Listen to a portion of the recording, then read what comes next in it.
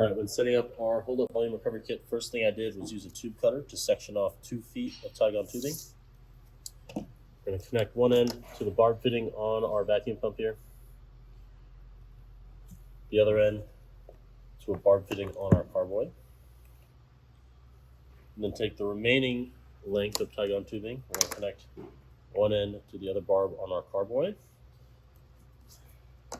The other end we can connect to our tube stub fitting that comes in your kit. There we go. The first thing we're going to do is drain as much fluid from our system as we can from this drain valve here. Now our tube stub is going to be too large for this drain valve, so we're going to remove the tube stub and just with the tube end here, insert that into the valve, open the valve up, and turn on your recovery kit. You're going to pull out as much fluid as you can. And you're going to turn off the pump and close that valve up again. From here, we're going to pull a vacuum on each of the return spouts inside of our tank. Now this works best when you isolate each line before doing so. So we're going to start with our concentrate line. Let's do that by opening our concentrate valve by turning it all the way to the left, and then closing our bypass valve by turning it all the way to the right.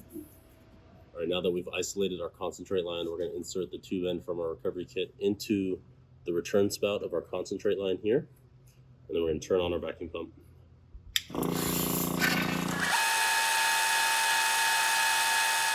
Now let's isolate our bypass line by opening the bypass valve all the way to the left,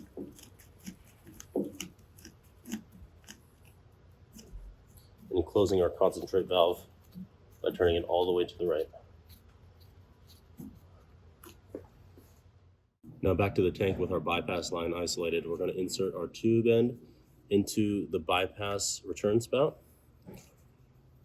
Create a seal around that with your finger and turn on your vacuum pump.